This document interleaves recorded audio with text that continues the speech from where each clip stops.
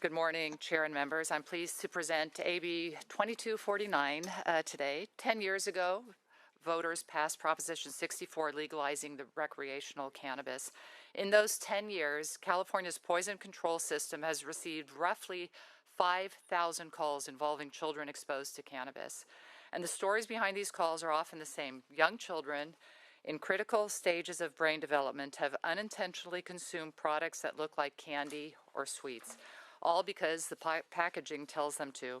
But these products actually contain up to 100 milligrams of THC. The consequences of these poisonings can be severe and result in hospitalizations and, in some cases, the need for a ventilator. In response to this trend, I asked the Joint Legislative Audit Committee in 2024 to request a review of the Department of Cannabis Control's enforcement of youth advertising and marketing restrictions. The state auditor's findings were clear. Existing law is too vague, and the vagueness is allowing products that appeal to children to remain on the market. In a review of 40 legal cannabis products sold on retail websites, the auditor found that more than half, 23 products, contained features that were likely to appeal to children. Even industry stakeholders agree with us. The California Cannabis Operators Association, who recently moved to support on this bill, acknowledged in a white paper that the current standard for what is attractive to children lacks clear definitions, thresholds, or objective criteria. AB 2249 addresses this statutory gap. First of all, the bill establishes a clean and enforceable definition of what makes a cannabis product and its packaging attractive to children. Second, the bill requires the Department of Cannabis Control to develop a publicly available rubric so licensees know exactly what is compliant. Third, it creates a process for licensees to request a written determination on proposed packaging from the department, providing certainty before the products ever reach the shelf. And I want to note that provision came as a direct recommendation from the industry. I'd like to express appreciation to the industry groups that have acknowledged this problem and have engaged in good faith conversations. My office has worked closely with these stakeholders, and I am committed to continuing these discussions to see if we can address any other concerns while meaningfully protecting children.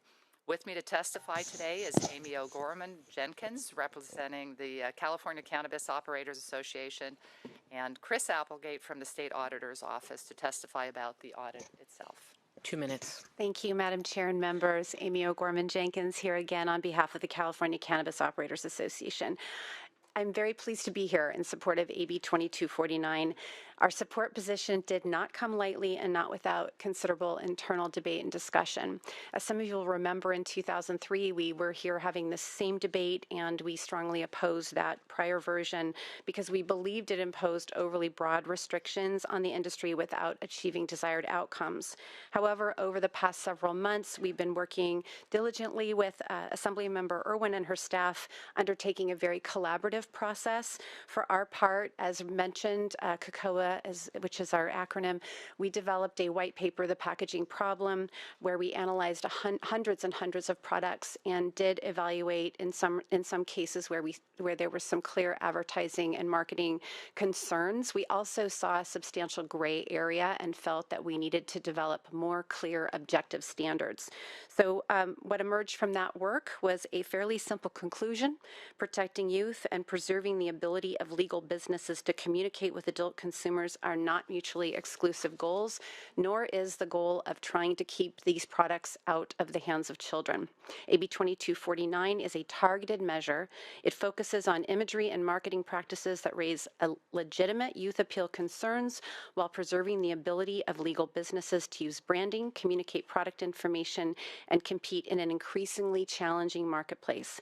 While some may continue to disagree about the precise contours of cannabis packaging and advertising, we believe the negotiated amendments substantially improve the bill and represent a meaningful compromise. In closing, I want to personally thank the author for her willingness to listen, adapt, and refine the bill in response to stakeholder feedback. For these reasons and in light of the collaborative process undertaken, we are proud to support this bill today. Thank you.